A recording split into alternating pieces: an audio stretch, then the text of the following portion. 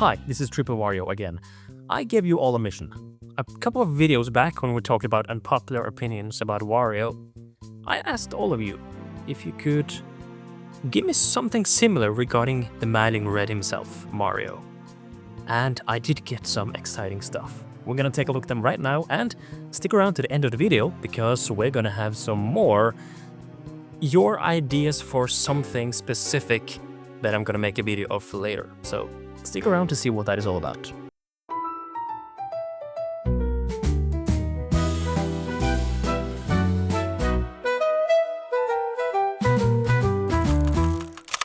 We have some interesting takes coming up. A lot of stuff about Mario that actually many of which I agree with. So are they unpopular? Maybe in the broad scale of things, but in terms of my opinions, my tastes, I actually agree with a lot of what you guys have to say.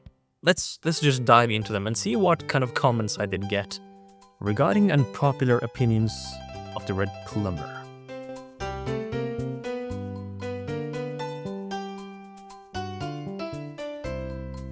This is one I used to agree with, but I'm kind of shifted my opinions a bit over the years. But I do see where you're coming from, that's the thing. In my opinion, Super Mario Sunshine is to the Mario series what Smash Bros. Melee is to the Smash Bros. Series. It's a bit unstable, it's a bit buggy, but the potential for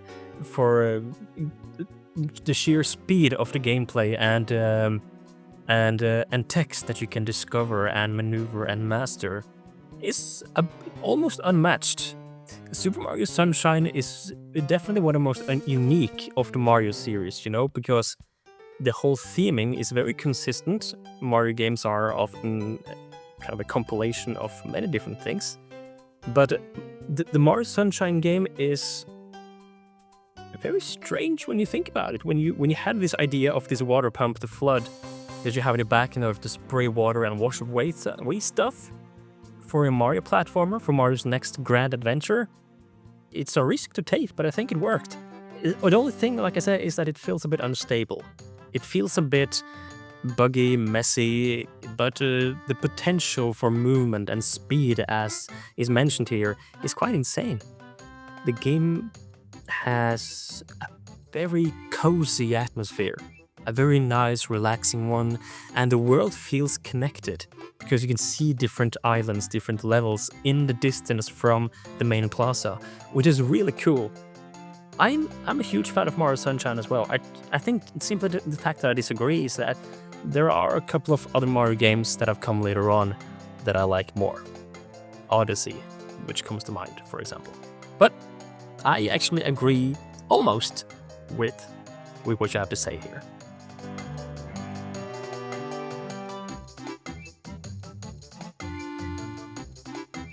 This one I don't just almost agree with, but I fully agree with. I grew up with the 64 version, so I had huge nostalgia for it, but I also kind of grew up with the DS version as well, so I can't really blame nostalgia for preference over one of the other. I simply think the DS game has more stuff in it that I like. I think it's managed to do stuff better and more interesting in several ways. You know, several characters that are playable can feel like a gimmick that is not needed, but is simply there for the sake of it, just for the sake of having something new, something you can market, but you have multiple characters to play as. But in the grand scheme of things, it might not really do that much of a difference, but I think it works in the 64 DS. I like that the characters have different abilities where most stars can be collected by all characters, and so you have different ways of approaching and you have different ways of really experiencing many of the star missions in a game. And then you do have some stars that are exclusive to some characters. I do think, of course, maybe that's just my Wario bias, but I wish that they gave Wario a bit more unique stuff to go with. The other characters have more abilities that flow into the main gameplay and help you on a more general level. But Wario's abilities are more specific situation exclusive. And his abilities feel more like keys to lock doors rather than something that changes how you play and maneuver through levels, you know? But other than that, I think 64 DS is a straight up upgrade. I also agree that movement hasn't really been that much of an issue, at least not to the degree that many people claim it is.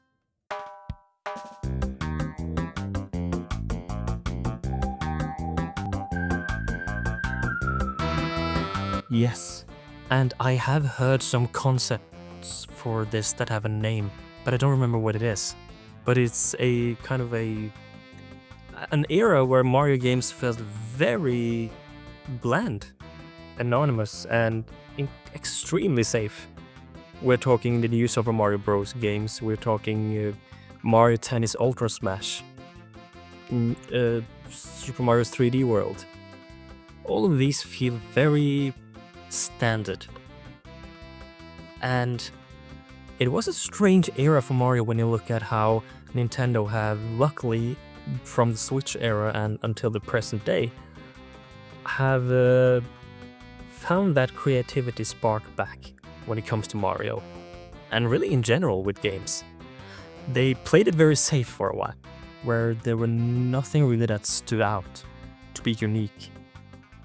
All of them felt very plain, very safe, but now they are taking their steps out to be much more creative again, taking risks, making games more unique, and owning it, running with it. But back then, it was a strange time indeed.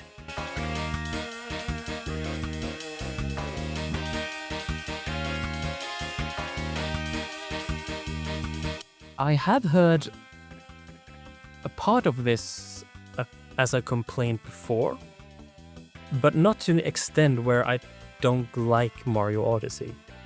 I think Mario Odyssey is one of the best games ever made, perhaps, at least one of the best Nintendo games ever made. I do understand the complaint about the moons, though, and I do also have this longing for the star missions from 64 and Sunshine and Galaxy, especially 64. Because I know many people don't like the whole booting out system when you collect a star. I think that was one of the main complaints about Mario 64, and really the following games as well. And that's one of the things one of the many things Mario Odyssey has been praised for, is that you're not booted out of a level. You can just keep playing from where you left off and where you collected the moon. And I do see that side, but at the same time there was a charm with having the star missions, because it helped making each star feel more unique. When you entered the level, you had a star and a title of the star and a mission that you went on, and you felt like you had a goal that you worked towards. And when you collected the star and was booted out, it felt more grandiose and more, you really did complete this mission feeling.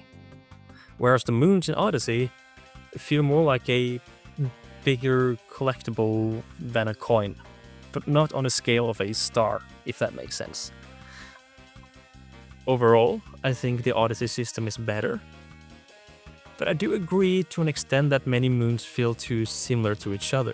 But I think that is a problem you almost cannot avoid when it comes to these games where you don't need all collectibles, but there are so many of them in order for you to be able to pick the ones you want and have a different playthrough each time.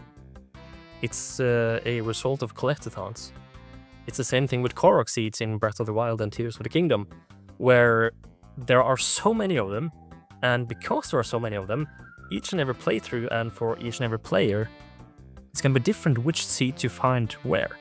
And you can find new ones in new playthroughs that you didn't know about before, but you don't need all of them.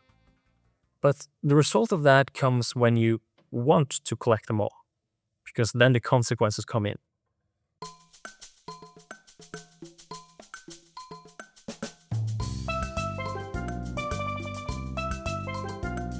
This is interesting.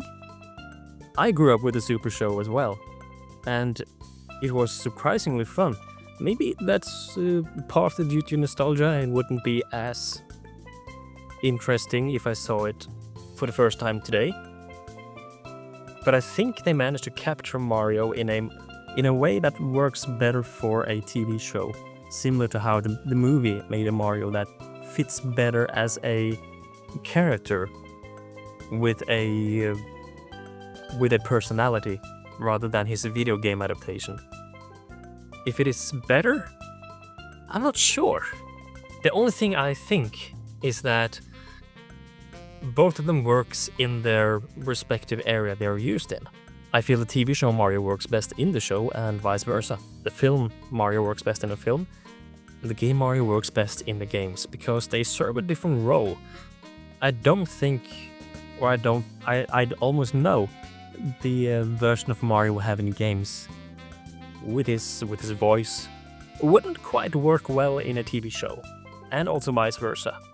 So I think there's simply, for me at least, there are two different versions that work really well where they are used, and maybe wouldn't really work as well if they swapped places.